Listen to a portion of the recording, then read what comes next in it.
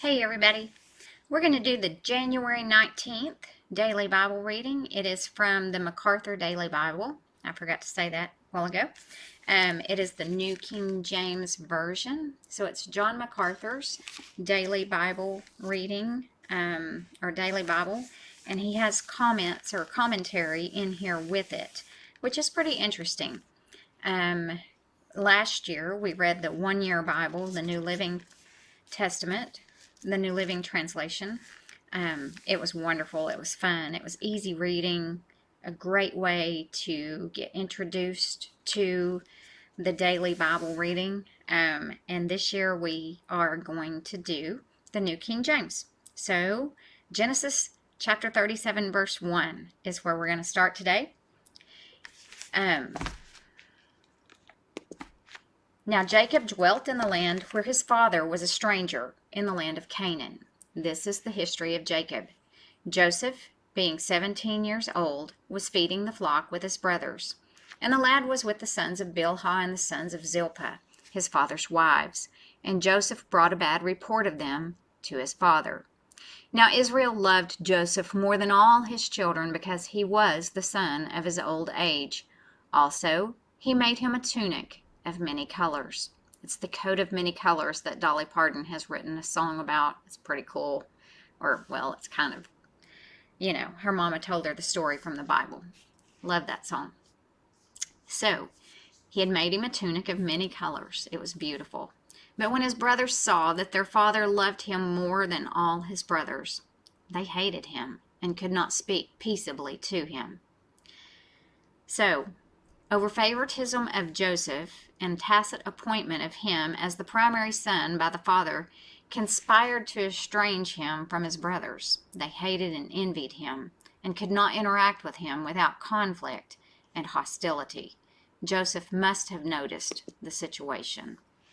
Verse 5, Now Joseph had a dream, and he told it to his brothers, and they hated him even more.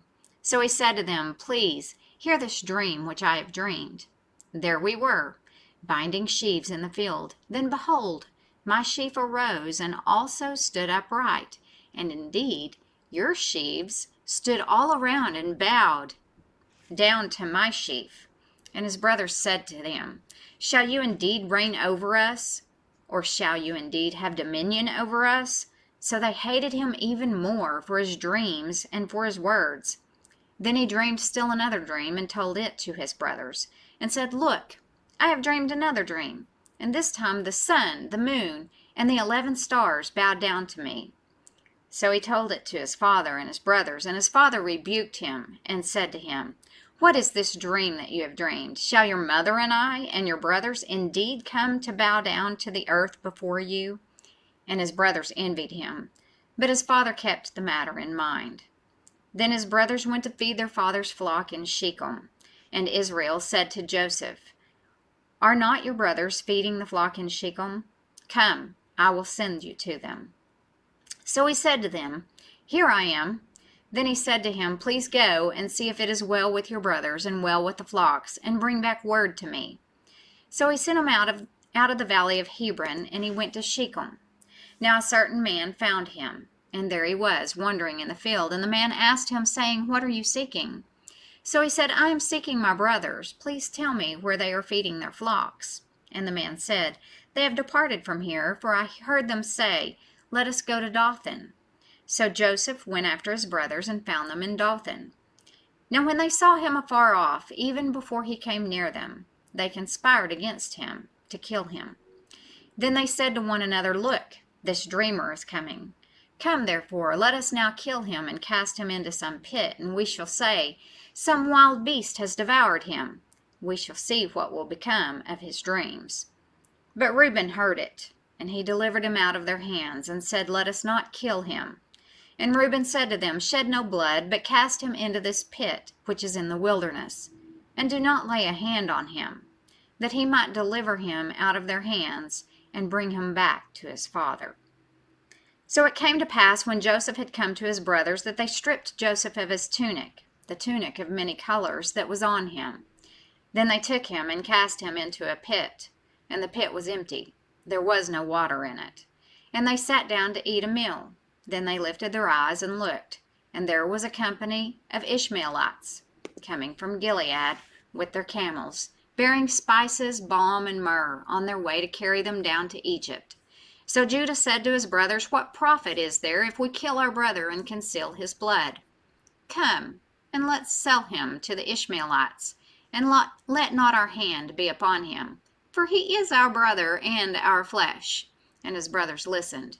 Then Midianite traders passed by, so the brothers pulled Joseph up and lifted him out of the pit and sold him to the Ishmaelites for 20 shekels of silver, and they took Joseph to Egypt. Then Reuben returned to the pit, and indeed Joseph was not in the pit, and he tore his clothes. And he returned to his brothers and said, "The lad is no more, and where shall I go?" So they took Joseph's tunic, killed a kid of the goats, and dipped the tunic in the blood. Then they sent the tunic of many colors, and they brought it to their father and said, "We have found this. Do you know whether it is your son's tunic or not?" And he recognized it and said, "It is my son's tunic. A wild beast has devoured him. Without doubt, Joseph is torn to pieces." Then Jacob tore his clothes, put sackcloth on his waist, and mourned for his son many days. And all his sons and all his daughters arose to comfort him, but he refused to be comforted. And he said, "For I shall go down into my grave, into the grave to my son in mourning." Thus his father wept for him. Now the Midianites had sold him in Egypt to Potiphar, an officer of Pharaoh and captain of the guard. Potiphar. He was a prominent court official and high-ranking officer in Egypt, perhaps captain of the royal bodyguard. His name, a most unusual grammatical form for that period, either meant the one whom the god Ra has given, or the one who is placed on earth by Ra, making it a descriptive epithet more than a personal name. It came to pass at that time that Judah departed from his brothers and visited a certain Edolamite whose name was Hira. And Judah saw there was there a daughter of a certain Canaanite whose name was Shua, and he married her and went in to her. So she conceived and bore a son, and he called his name She conceived again and bore a son, and she called his name Onan. And she conceived yet again and bore a son, and called his name Shelah. He was at Chezib when she bore him. Then Judah took a wife for his firstborn, and her name was Tamar. But Judah's firstborn, was wicked in the sight of the Lord, and the Lord killed him. And Judah said to Onan, "Go in to your brother's wife and marry her, and raise up an heir to your brother." But Onan knew that the heir would not be his. And it came to pass, when he went into his brother's wife, that he emitted on the ground, lest he should give an heir to his brother. And the thing which he did displeased the Lord. Therefore he killed him also. Then Judah said to Tamar, his daughter-in-law, "Remain a widow in your father's house till my son Shelah is grown." For he said, lest he also die like his brothers. And Tamar went and dwelt in her father's house. Now in the process of time, the daughter of Shua, Judah's wife, died, and Judah was comforted, and went up to his sheep shearers at Timnah, he and his friend Hira, the Edolamite. And it was told Tamar, saying, "Look, your father-in-law is going up to Timnah to shear his sheep." So she took off her widow's garments, covered herself with a veil, and wrapped herself, and sat in an open place which was on the way to Timnah. For she saw that Shelah was grown, and she was not given to him as a wife. When Judah saw her, he thought she was a harlot, because she had covered her face. Then he turned to her by the way and said, "Please, let me come in to you," for he did not know that she was his daughter-in-law. So she said, "What will you give me, that you may come in to me?" And he said, "I will send a young goat from the flock." So she said, "Will you give me a pledge till you send it?" Then he said, "What pledge shall I give you?" So she said, "Your signet and cord, and your staff that is in your hand." Then he gave them to her, and went in to her, and she conceived by him. So she arose, and went away, and laid aside her veil, and put on the garments of her widowhood. And Judah sent the young goat by the hand of his friend the Edolamite, to receive his pledge from the woman's hand, but he did not find her. Then he asked the men of that place, saying, Where is the harlot who was openly by the roadside? And they said, There was no harlot in this place. So he returned to Judah and said, I cannot find her. Also the men of the place said, There was no harlot in this place. Then Judah said, Let her take them for herself, lest we be shamed. For I sent this young goat, and you have not found her. And it came to pass about 3 months after that Judah was told, saying, Tamar, your daughter-in-law, has played the harlot. Furthermore, she is with child by harlotry. So Judah said, Bring her out, and let her be burned. When she was brought out, she sent to her father-in-law, saying, By the man to whom these belong, I am with child. And she said, Please determine whose these are, the signet and cord and staff. So Judah acknowledged them and said, She has been more righteous than I, because I did not give her to Shelah, my son. And he never knew her again. Now it came to pass at the time for giving birth, that behold, twins were in her womb. And so it was, when she was giving birth, that the one put out his hand, and the midwife took a scarlet thread and bound it on his hand, saying, This one came out first. Then it happened, as he drew back his hand, that his brother came out unexpectedly. And she said, How did you break through? This breach be upon you. Therefore his name was called Perez. Afterward his brother came out, who had the scarlet thread on his hand, and his name was called Zerah. Psalm 9, 11 through 20. Sing praises to the Lord who dwells in Zion. Declare his deeds among the people. When he avenges blood, he remembers them. He does not forget the cry of the humble. Have mercy on me, O Lord.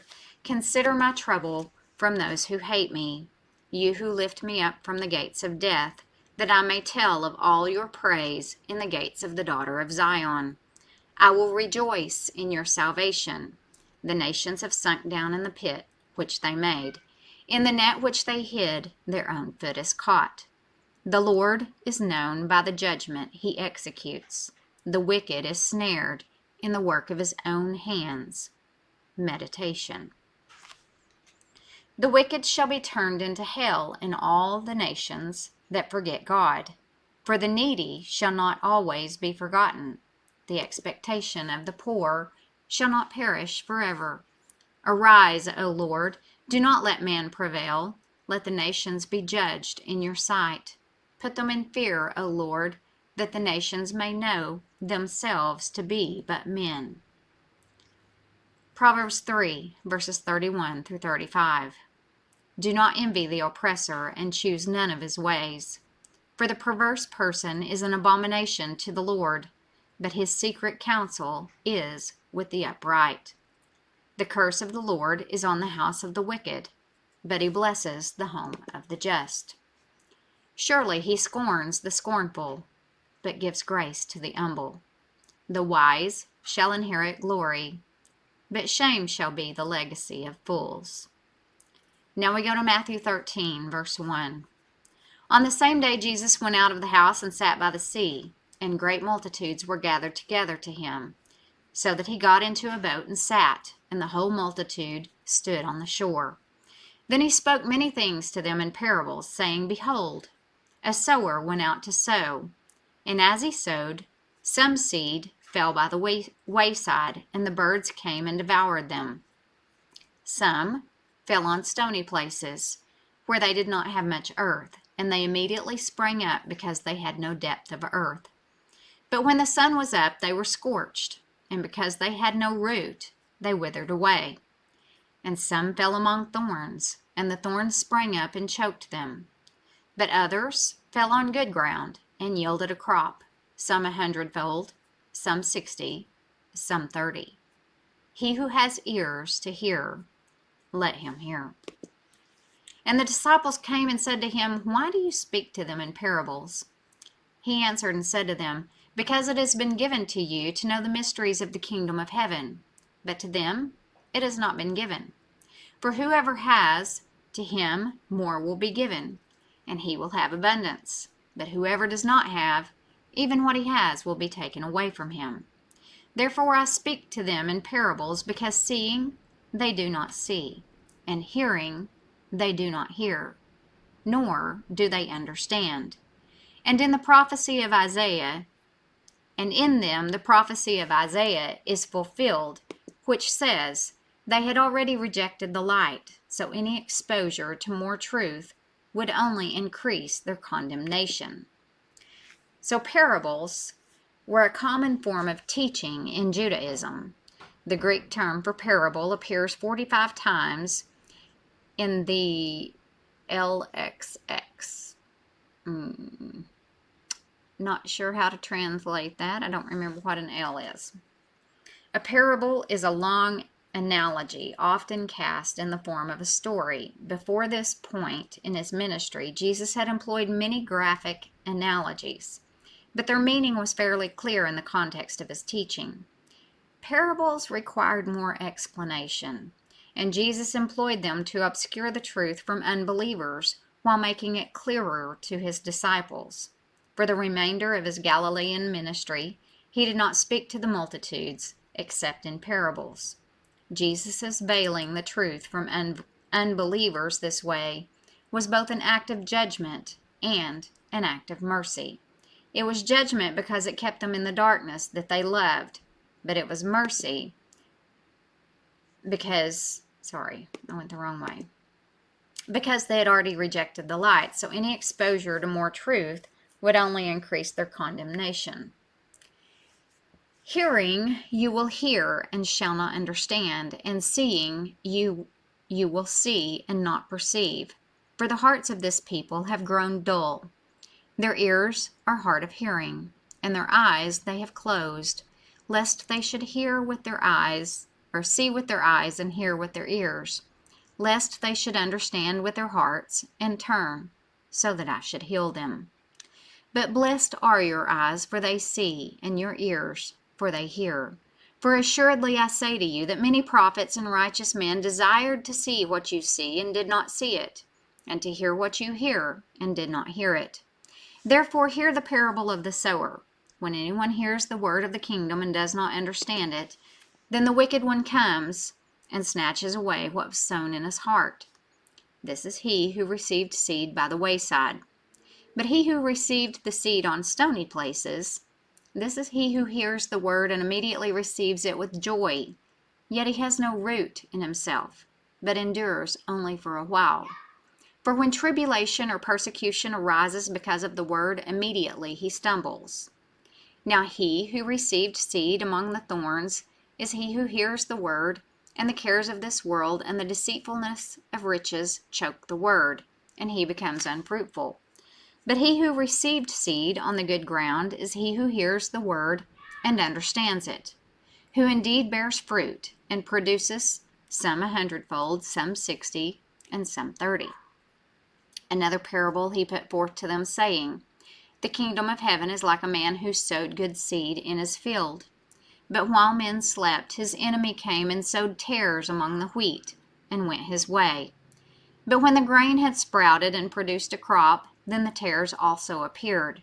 So the servants of the owner came and said to him, Sir, did you not sow good seed in your field? How then does it have tares? He said to them, An enemy has done this. The servants said to him, Do you want us then to go and gather them up? But he said, No, lest while you gather up the tares, you also uproot the wheat with them.